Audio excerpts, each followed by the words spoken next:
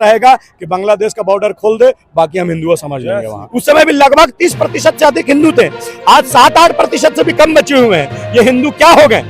आप अगर इसके इतिहास में जाएंगे तो आपको पता चलेगा कि वहां के हिंदुओं के वहां के हिंदू महिलाओं को भरे रोड में सरेआम बलात्कार किया गया, वहां के बच्चों को जन्मे बच्चों को काटा गया, वहां के हिंदुओं की हत्या करके उनको उल्टा लटका दिया गया, और जो है बीच रोड में बीच चौराहे पे यह दिखाने के लिए कि तुम्हारा देश नहीं है, और जो है केवल और केवल यहाँ अगर कोई रहेगा तो उनके हिसाब से केवल और केवल इस्लामिक जिहादी रहेंगे उस देश में। रांची में इतना बड़ा आंदोलन आप लोग कर रहे हैं, क्या मैसेज देना चाह रहे हैं जनता को? यह है कि प्रधानमंत्री नरेंद्र मोदी जी पर पूर्ण विश्वास है कि उचित कदम उठाएंगे, और अगर ऐसा नहीं होता है तो एक ही आग्रह रहेगा कि बांग्लादेश का बॉर्डर खोल दे, बाकी हम हिंदुओं समझ लेंगे वहाँ।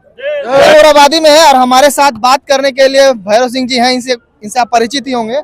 और जिस तरह से बांग्लादेश में हिंदुओं के प्रति अत्याचार हो रहा है, उसको लेकर कहीं ना कहीं आज हिंदू जो है एकजुट हुए हैं, और आज जो है महाआंदोलन का जो है करने को तैयार हैं ये लोग, और आज सड़क पे उतरे हुए हैं। इनसे हम बातचीत करेंगे, और जिस प्रकार से बांग्लादेश में हिंदुओं के प्रति अत्याचार हो रहा है उसको लेकर हम बातचीत करेंगे। क्या कहिएगा कि बांग्लादेश से एक तरह से हम लोग, प्रधानमंत्री जी थे, यहाँ भी आए थे, रहे कुछ दिन पहले, उसके बाद इस तरह का घटना होना कितना निंदनीय है? देखिए, निंदनीय नहीं है, यह घोर अपराध नहीं है, घोर पाप है। आप सोचिए कि एक ऐसा राष्ट्र जिसके सबसे शीर्ष पे बैठे हुए नेता को अपना देश छोड़ करके भागना पड़ता है, और केवल इस कारण भागना पड़ता है कि वह सभी को समान दृष्टि से देखती है।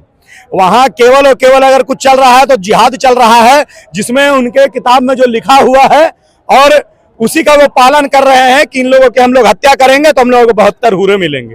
केवल और केवल ये पूरा आंदोलन 72 हुरों के चक्कर में हो रहा है, और बांग्लादेशी मुसलमान जो है वहां के हिंदुओं को इस प्रकार प्रताड़ित कर रहे हैं कि 1972 तक, जब पूर्वी पश्चिमी पाकिस्तान आप जान रहे, जब वो बांग्लादेश के नाम हो गया था उसका, उस समय भी लगभग 30% से अधिक हिंदू थे, आज 7-8% से भी कम बचे हुए हैं। ये हिंदू क्या हो गए?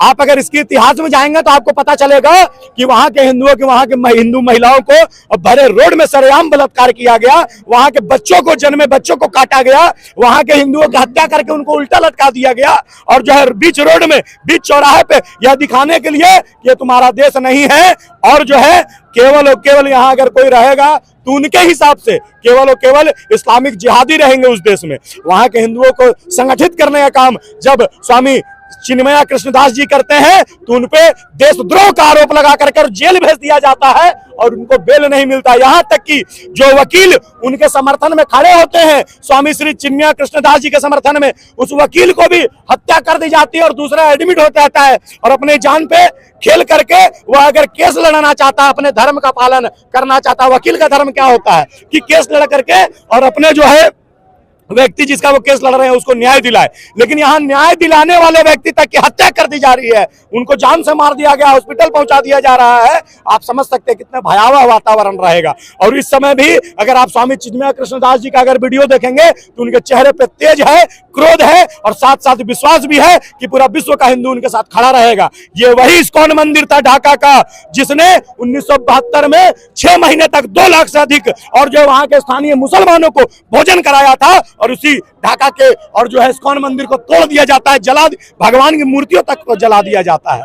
तो मेरा आग्रह है केवल और केवल अगर कुछ करना है तो हिंदू समाज को संगठित होकर के और जो है बांग्लादेश में घुस करके वहां के हिंदुओं की रक्षा करनी पड़ेगी। झारखंड में जो है, झारखंड की राजधानी रांची में इतना बड़ा आंदोलन आप लोग कर रहे हैं, क्या मैसेज देना चाह रहे हैं जनता को? यह आंदोलन हिंदू समाज के जितने भी संगठन है, राष्ट्रीय स्वयंसेवक संघ, विश्व हिंदू परिषद, बजरंग दल, हिंदू जागरण मंच, हिंदू युवा संघ, हिंदू युवा वाहिनी, जितने भी संगठन है, सभी संगठन मिलकर के एक साथ कर रहे हैं आंदोलन, और केवल एक उद्देश्य है अपनी शक्ति का प्रदर्शन दिखाने का कि देख लो बांग्लादेश में बैठे हुए बांग्लादेशी मुसलमानों कि हिंदू क्या कर सकता है।